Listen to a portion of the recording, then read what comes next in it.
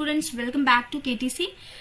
And यहाँ पे जो हम अभी जो सीरीज कर रहे हैं that is your for MCQs, है ना। एमसीक्यूज की सीरीज कर रहे हैं, साथ ही साथ हम अपना जो कॉन्सेप्ट्स है ना उनको भी क्लियर करते चल रहे, सो दैट कि हमारा एमसीक्यू का प्रैक्टिस तो हो ही जाए, साथ ही साथ कुछ जो कॉन्सेप्ट्स है ना, जो की कॉन्सेप्ट्स हैं जिनको रिवाइज करने की जरूरत है वो हमारा रिविजन भी हो जाए। ओके, तो चलिए स्टार्ट करते हैं। Today's chapter is your biotechnology and its application. जो this is your chapter number 10th। Okay, 9th chapter जो था आपका वो था बायोटेक्नोलॉजी और जेनेटिक इंजीनियरिंग, जो कि रिमूव हो चुका है, लेकिन हमारा 10th चैप्टर जो है वो आ रहा है ना। तो थोड़ा सा ओवरव्यू बायोटेक्नोलॉजी का भी लेते चलेंगे और उसका एप्लीकेशन क्या है रियल लाइफ में, उस पर आपके कुछ एमसीक्यूज है। ये चैप्टर पूरा उसी पे बेस्ड है आपका। चलिए स्टार्ट करते हैं। देखिए फर्स्ट क्वेश्चन जो आपके स्क्रीन पे है, क्वेश्चन रीड करता है कि विच organisation makes decision regarding the validity of GM, that is genetically modified researches and the safety of introducing genetically modified organisms। मतलब जो जेनेटिकली मॉडिफाइड अगर सीड्स हैं, है ना, प्लांट्स है, चाहे वो आपका बोटैनी में यूज हो रहा हो या फिर जूलॉजी में, है ना, दोनों जगह पे जो हम जेनेटिकली मॉडिफाइड ऑर्गेनिजम्स की जब बात करते हैं तो उसकी वैलिडिटी, उसको लीगलाइज कौन करता है, हमको कहां से परमिशन लेनी पड़ती है, कौन सा ऑर्गेनाइजेशन है, उसके लिए आपको उसका नाम बताना है ना। WHO ऑप्शन ए है, WHO वर्ल्ड हेल्थ ऑर्गेनाइजेशन।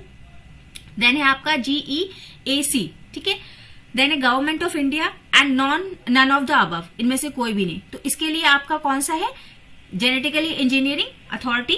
ये जो है आपका, ये आपको वैलिडिटी देता है कि आप जो जेनेटिकली मॉडिफाइड ऑर्गेनिजम्स हैं उसको मार्केट में लेके आ सकते हैं, वो वैलिड है या नहीं, लीगल है या नहीं। तो इन सब के लिए परमिशंस और उसकी चेकिंग कौन करता है, आपका GEAC। ओके, सेंट्रल लेवल का एक, केंद्रीय लेवल का, सेंट्रल लेवल का एक ऑर्गेनाइजेशन है by our government of India. चलिए क्वेश्चन नंबर 2 कहता है कि which biotechnological application is use to produce large quantities of insulin for medical use.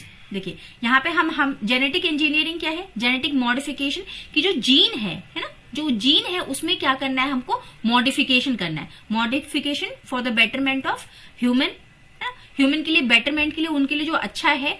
अगर कोई प्रॉब्लम है किसी चीज के जीन में, चाहे वो प्लांट्स हो या एनिमल्स हो, अगर जीन में कोई प्रॉब्लम है ना तो उसको ठीक करना, that is your biotechnology, genetic engineering, इसी को हम बोलते हैं मॉडिफिकेशन।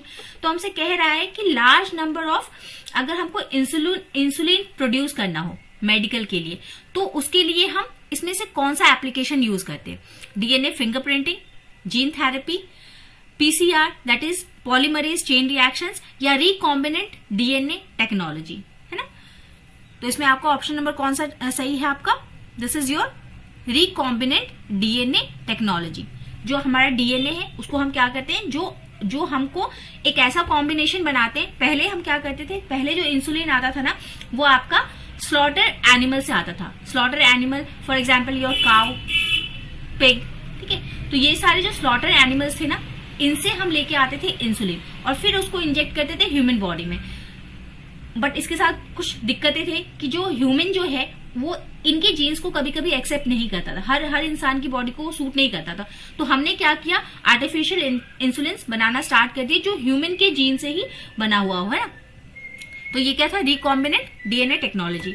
नेक्स्ट क्वेश्चन कहता है कि which of the following is an example of genetically modified crops. इनमें से कौन सा एग्जाम्पल जो है वो जेनेटिकली मॉडिफाइड क्रॉप का एग्जाम्पल है आपका, rice, wheat, cotton, mustard. Okay जी, देखिए जिनका भी सी आंसर है ना दैट इज करेक्ट, कि कॉटन जो है it is an example of your genetically modified crop. Cotton जो है, BT कॉटन हम सुनते हैं ना, BT cotton is your genetically modified crop. Next question number 4, the method of producing thousands of plants through tissue culture. Tissue culture करके मतलब एक plant का एक टिश्यू लेके उससे हम अगर लार्ज नंबर ऑफ प्लांट्स को प्रोड्यूस करेंगे तो उसको हम क्या बोलते हैं, इस मेथड को हम क्या बोलते हैं, micropropagation, vegetative propagation, tissue culture, या फिर नन ऑफ द अबव।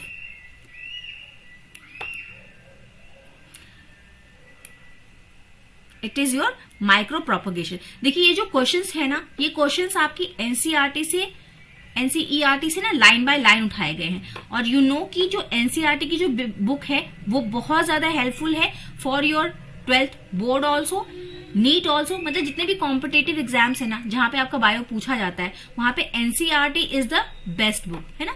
तो आपको एनसीईआरटी को रीड जरूर से करना है। Still you have enough time, अभी भी बहुत टाइम है। अगर नहीं रीडिंग की है ना तो एक बार जरूर से जाके आप रीड कीजिए। और जो हमारे जो क्लासेस हैं, है ना, वो हम एकदम एनसीईआरटी से ही बनाते हैं। उसके जो नोट्स हैं वो एकदम लाइन बाय लाइन एनसीईआरटी से है। कुछ एक्स्ट्रा चीजें आपको मिल सकती हैं बट कम नहीं मिलेगा, है ना। तो आपको जरूर से एक बार एनसीईआरटी को रीड कर लेना है। कहीं से कुछ कीजिए ना कीजिए, एनसीईआरटी जरूर एक बार रीड कर लीजिए, है ना। क्योंकि जब आप एग्जाम सेंटर पे बैठोगे ना तो वो चीजें रिकॉल होंगी। अगर एक बार रीड भी करके गए हो तो वो रिकॉल हो जाएंगी। तो do read your NCERT book, ठीक है। It is a humble request, आप मान सकते हैं इसको, लेकिन जरूर से करके जाइए, बहुत फायदा होगा। ओके, चले आए next question is what is the full form of GMO. बहुत इजी क्वेश्चन है कि जीएमओ का आपका फुल फॉर्म क्या है। Government mention organisms, genetically mature organisms, genetically modified objects या फिर जेनेटिकली मॉडिफाइड ऑर्गेनिजम्स। तो this is your genetically modified organisms. Next question number 6, again a easy question कि what is the full form of your dsRNA. देखिए ये वाला जो है ना, ये एमसीक्यू सेशन, ये वार्म अप सेशन है आपका। आपके ऑप्शंस हैं, option is your A double standard ribonucleic acid, double standard deoxyribonucleic acid, option C double segmented ribonucleic acid and fourth is your none of the above, है ना। देखिए इसके लिए सिंपल आपको क्या आरएनए डीएनए का फुल फॉर्म पता होना चाहिए। हमको पता है कि हमारी बॉडी में क्या है, दो तरीके के बायोमोलिक्यूल्स हैं, सॉरी दो तरीके के न्यूक्लिक एसिड्स हैं। बायोमोलिक्यूल्स तो बहुत सारे हैं बट क्या है जो हमारा न्यूक्लिक एसिड है ना वो दो तरीके का है, that is your DNA and RNA, ठीक है। आरएनए जो है इसको हम क्या बोलते हैं, राइबोन्यूक्लिक एसिड, है ना, ribonucleic acid RNA, and deoxyribonucleic acid मतलब डीएनए। दोनों में डिफरेंस क्या है, ये डी लिखा हुआ है तो डी ऑक्सी, यानी कि इसमें ऑक्सीजन प्रेजेंट नहीं होगा, है ना। इसमें आपका आरएनए में क्या है, OH ग्रुप होता है और इसमें क्या है, only H group, O is absent, that's why it is deoxyribonucleic acid and it is ribonucleic acid, ठीक है। तो अगर हमको इसका मतलब पता है तो हम समझ जाएंगे। अब देखिए डबल स्टैंडर्ड आरएनए, ये इसका आंसर क्या हो जाएगा आपका, डबल स्टैंडर्ड आरएनए यानी कि डबल स्टैंडर्ड राइबोन्यूक्लिक एसिड। वैसे जनरली क्या है, आरएनए आपका कैसा होता है, सिंगल स्टैंडर्ड होता है, फ्री होता है। और फ्री होने की वजह से क्या है, देखिए अगर ये सिंगल स्टैंडर्ड है तो ये जो यहाँ पे जो आपके जो क्या नाइट्रोजनस बेसिस होंगे ना, ये फ्री रहते हैं। देखिए ये एंड इसका फ्री है, यहाँ तो ये अटैच है, यहाँ पे बॉन्डिंग है, बट ये फ्री है। फ्री होने की वजह से क्या है, ये बहुत ज्यादा रिएक्टिव हो जाता है, बहुत ज्यादा ओपन है तो ये जाके किसी से भी रिएक्ट कर लेता है। और वहीं पे डीएनए जो है आपका, डीएनए कैसा होता है आपका, देखिए इसमें जो नाइट्रोजनस बेसिस होते हैं ना, ये दोनों एंड से आपके बॉन्ड से लगे हुए थे तो ये उतना रिएक्टिव नहीं होता है, ठीक। इट इज सफिशिएंट, दो तीन चीजें एक्स्ट्रा हमको पता चल गई यहाँ पे। Next question number 7 is which peptide is not present in mature insulin। आपको बताना है कि जो मेच्योर इंसुलिन है ना उसमें कौन सा वाला पेप्टाइड प्रेजेंट नहीं होता है। ऑप्शन है A peptide, B peptide, C peptide and A and B both peptides, ठीक है। देखिए जो इंसुलिन होता है ना हमारा, पहले क्या है वो इनएक्टिव स्टेट में हमारी बॉडी में प्रेजेंट होता है, ओके। नॉर्मली ये इनएक्टिव स्टेट में प्रेजेंट होता है, बट जब ये मेच्योर होता है ना, जब इसको मतलब ये फंक्शनिंग में आना स्टार्ट होता है, जब मेच्योर होता है, जब हमको इसकी जरूरत पड़ती है बॉडी में, तो ये क्या है जो इसमें तीन चीजें होती हैं आपका। एक ए पेप्टाइड होता है, बी, ये डीएनए टाइप का बन गया है कुछ ऐसे करके है, एनसीईआरटी में आपका इसका डायग्राम है ना। ए पेप्टाइड रहता है, बी पेप्टाइड रहता है एंड सी पेप्टाइड रहता है, ठीक है। तो इसमें क्या है, जब ये मेच्योर होता है ना तो हमको बताना है कि कौन सा वाला इंसुलिन जो है वो एब्सेंट हो जाता है, कौन सा वाला। एक ये तीनों ना अलग अलग हो जाते हैं जब इसका काम पड़ता है ना, जब ये मेच्योर होता है, जब हमारे बॉडी में इसका यूज होता है तो ये तीनों अलग अलग हो जाते हैं, A peptide, B peptide and C peptide. तो हमसे पूछ रहा है कि कौन सा वाला पेप्टाइड जो है वो उस वक्त एब्सेंट हो जाता है मेच्योर स्टेट में। तो ये कौन सा है आपका, यहाँ पे आंसर क्या हो जाएगा आपका, सी पेप्टाइड जो है ये एब्सेंट हो जाता है, ये प्रेजेंट नहीं रहता आपके मेच्योर इंसुलिन में। चलिए coming to the next question, first gene therapy was given in which year? सबसे पहला जो जीन थेरेपी है वो कौन से साल में दिया गया? जीन थेरेपी यानी कि जीन थेरेपी मतलब क्या कि जो ये हम जो कह रहे हैं ना कि जीन में अगर कोई प्रॉब्लम आ जाती है तो उसको हम मॉडिफाई करते हैं, उसको हम करेक्ट करते हैं ना। मतलब एक जीन है जो हमारा डिफेक्टिव है, एक जीन है कहीं और वैसा ही जो क्या है कि अच्छा है, ठीक है, गुड जीन है। तो हम क्या करते हैं, जो ये डिफेक्टिव वाला जीन है ना उसका एक सेगमेंट काट के जहां पे डिफेक्ट है ना, मान लीजिए कि जो फ्लावर है, मान लीजिए कोई एक फूल है उसमें एक पत्ती जो है ना वो खराब हो चुकी है, तो हम क्या करते हैं उस पत्ती को हटा के वहां पे एक नया पत्ती पेस्ट करते हैं। बिल्कुल यही काम करते हैं हम जीन थेरेपी में, जीन मॉडिफिकेशन वगैरह जो है।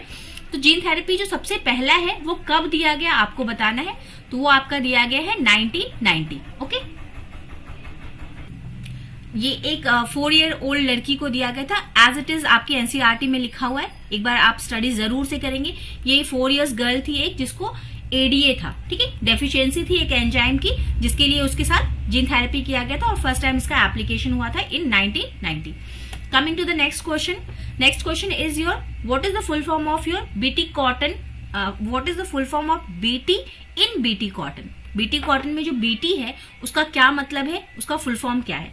तो ऑप्शन है आपके पास bacillus thuringiensis, bacillus thuringiensis, bacillus thuringiensis and bacillus thuringiensis, है ना। तो इसका आंसर क्या है? बैसिलस।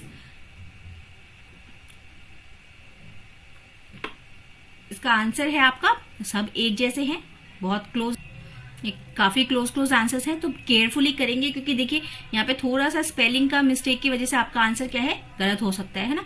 तो ये क्या है आपका बैसिलस थोरेनजेनेसिस, थोरेनजेनेसिस, ठीक है। इस तरीके से याद कर लेंगे। ओ कहीं नहीं आ रहा है, जी के बाद आई आएगा, ये थोड़ा ध्यान रखेंगे, ठीक है। ओ यहाँ प्रेजेंट है, यहाँ प्रेजेंट है, और यहाँ जी के बाद ई है।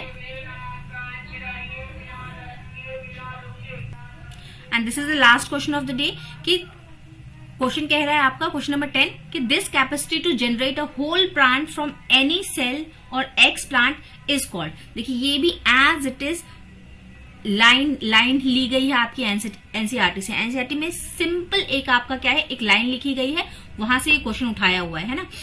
फर्स्ट पेज पे ही आई थिंक ये है, कह रहे कि to generate a whole plant from any cell or explant, plant की किसी एक सेल से या फिर एक्स प्लांट से, यानी कि पुराने वाले पेरेंट प्लांट से अगर हम पूरा का पूरा एक प्लांट अगर जनरेट कर पाते हैं, पूरा का पूरा हम एक नया प्लांट बना पाते हैं, तो इस कैपेसिटी को हम क्या बोलते हैं?